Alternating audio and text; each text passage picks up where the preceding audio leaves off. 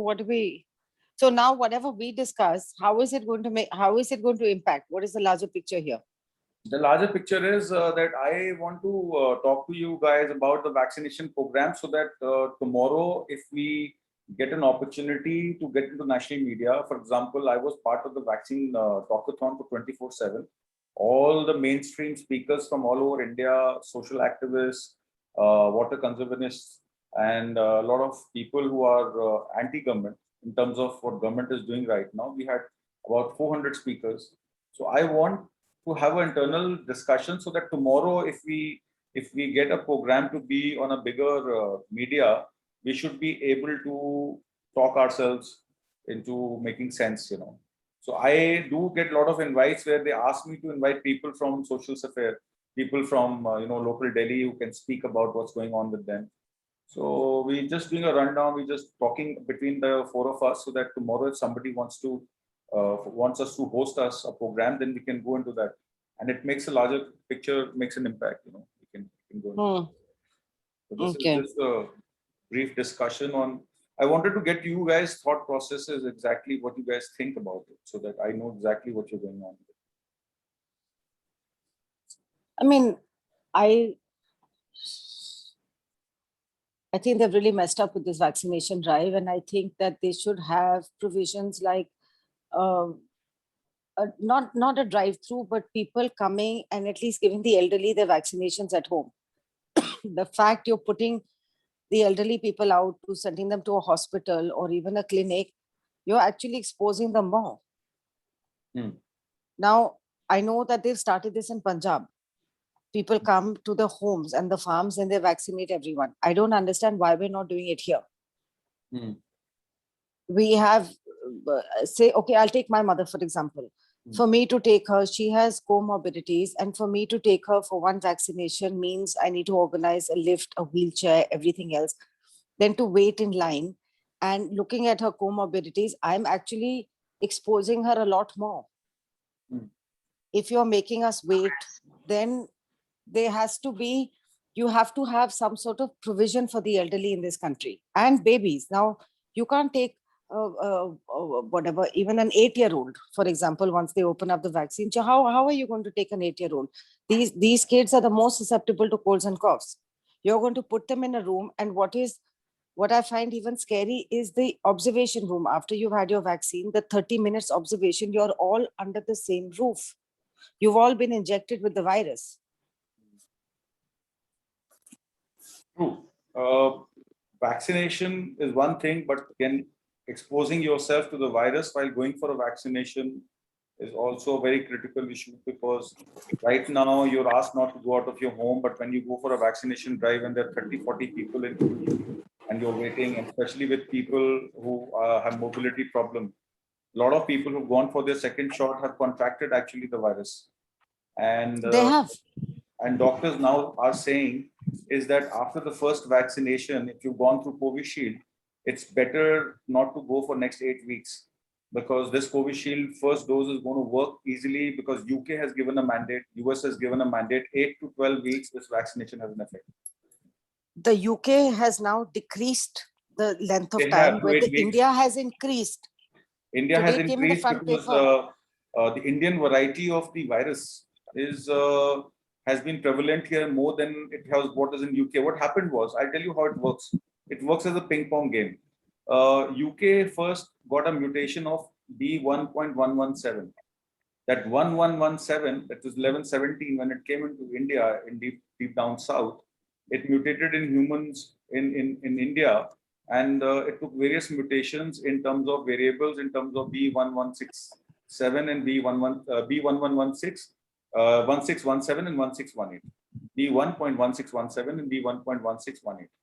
Now, 1617 itself has mutated into 4 or 5 different variants of mucus virus, and because UK is only familiar with the 1117, so they said, okay, first vaccination of AstraZeneca or Moderna or J&J, whatever you've taken, or Sputnik, next dose should not be, it's okay if it is after 8 weeks to 6 to 8 weeks.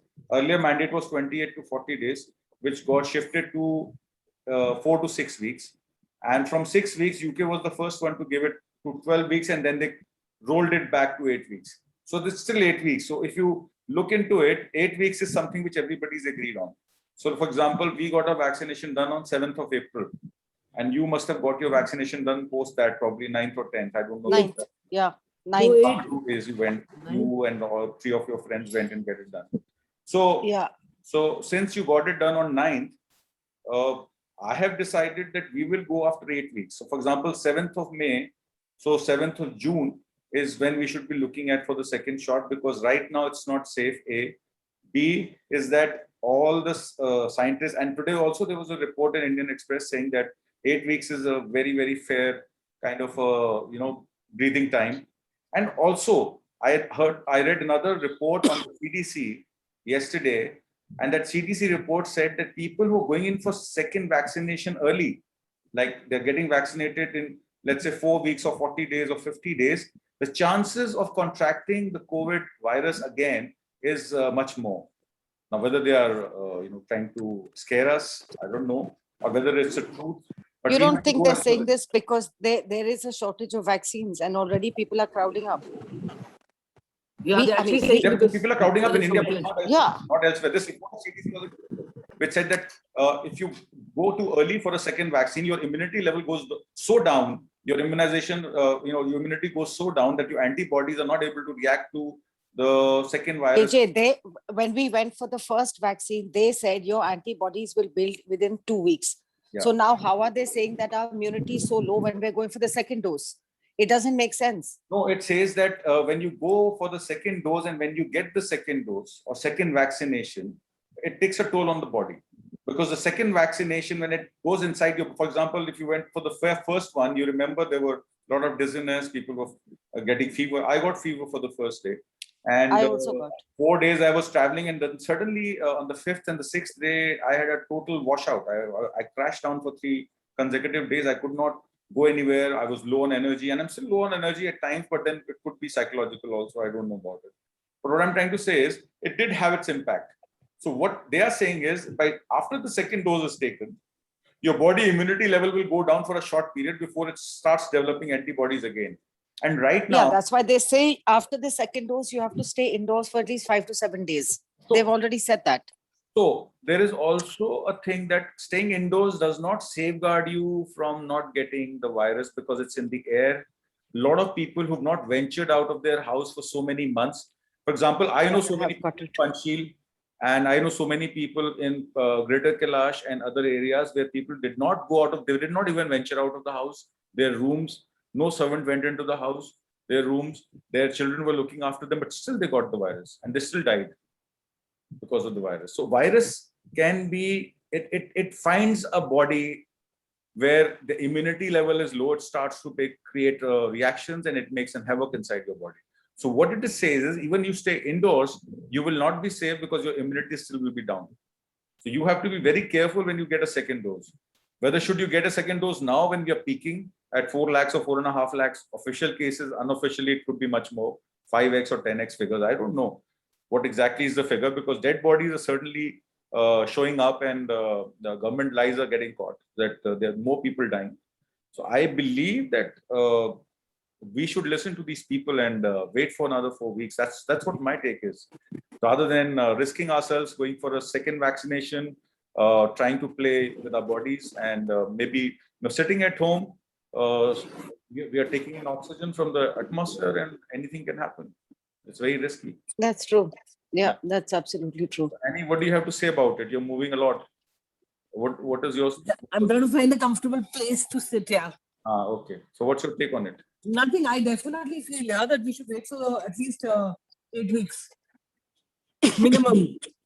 4 weeks. 6 weeks. 6 weeks from the date of Yeah. For what the original notification which they gave us, 4 to 6, we should stick to that. No, Because the what original they're doing notification was 28 to 40 days, and then they No, revised no, then they revised it to 4 to 8 weeks, Yeah, and now the they've 4 to revised 8 it to weeks. 12 weeks. That's what I'm saying. They should stick to the 4. We should stick to the 4 to 8 weeks because now what they're saying is desperate measures. They But don't 4 have to 8 vaccines, weeks so is they a- extended the. 4 to 8 weeks is a very long band. You have to decide on a date. So So let's make it 6 weeks, yeah? 4 to 6 weeks. 6 weeks, we will still be peaking here because the cases are increasing, they are not decreasing. It What should are be you another saying? 8 All the weeks. newspapers are saying the cases are decreasing. Though I'll tell you the problem. Now, if you look at the testing, the RT-PCR testing has gone down by 40%. For example, if Delhi was testing 18,000 people as of yesterday, today it tested only 9,000 people because RT-PCR tests, A, they're not giving proper results. People who are still showing symptoms are being shown negative. B is that tests, because of the lockdown and because of resources, because of the dearth of resources, still there is a lot of problem in getting results. 4 days it takes to get results. C, the antigen tests are 50% not true. The reliability on antigen tests is very, very fertile. So in terms of testing, how do you report a case when the test is negative but symptoms are there and the client and the patient is in the hospital? It's the same as in a village. On an average, 6 to 8 people are dying every day. Now, somebody says he died in his sleep. Somebody says he died because he had a heart attack. Somebody says he died because he had, high diabetes. But you don't know whether they're dying of COVID or anything else. But people are not able to touch their bodies. It's become untouchable. Now, you don't die with COVID. You die of COVID. People don't understand the simple difference. You don't die with COVID. You die of COVID. You die of coronavirus. When you die, your body, there's no virus that you can either migrate to anybody or you can service to anybody. So a dead body is a dead body. Whether he's died of corona or non-corona does not matter. But I don't know why people are wearing PPE suits and cremating people. So a lot of fear mongering is happening. There's a lot of Because fear earlier they said that when a person dies, the virus dies as well. Yeah, No, because they said the virus stays don't in die the with body, COVID, which you is die why of- this. No, but they're saying the virus stays on the body, which is why even the electric crematoriums are not being used. They're doing the actual burning. There is no scientific Really? evidence to this. I heard the other way. There is no otherwise, scientific evidence. Show me one Hmm. study which says that a body, when it burns, the virus comes out, or it can affect. I have no idea. I'm just saying what I don't think. I think that when a body dies, the virus dies with it. When the body dies, the virus certainly dies with it, and it cannot infect That's anybody else. But then why? yeah. you I'm saying the same thing. Why do you have to carry a body on your shoulder? Why is that ambulance is not available? Why is that the people who are cremating the dead are not able to? Because I'll tell you why. I went to the Lodi crematorium twice to give some vote for poor people. They said it's not the bodies that we are scared of. It's the people who come with the bodies we are scared of. Because if one person is That makes sense. If one person is getting cremated, there are 20 people from his house come, and 6 or 8 Yeah. of them are living in the same house while he was COVID positive, and 90% of these cases would be COVID positive who come for the cremation, and they are probably kind of spreading the virus. That's the reason why they are scared, and that's the reason why That makes sense. so that's the reason why people don't go to the houses of somebody who's died of COVID, because they don't know who else is carrying the virus. So that could be the only kind of a thing that I think is practically possible why people are not going to, No, so coming back to the point, AJ, what you asked. So when should one get the vaccine? 4 to 6 weeks or 6 to 8 weeks? No, I think 6 to 8.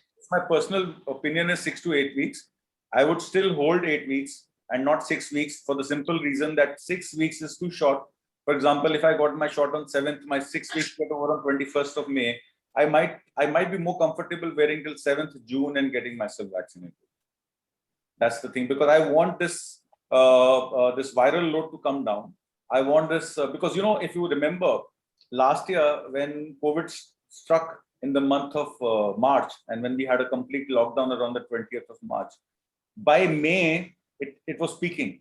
By May it was peaking, and a lot of case fatality were in the month of May and first week of June, and after which it subsided. Similarly, if you look at the coronavirus too, it has peaked in the month of March again this year. After March, cases started reporting on 1st of April, around 20,000 cases a day when the elections were going on. By 15th of April, by 13th of April to be precise, we had 50,000 cases a day.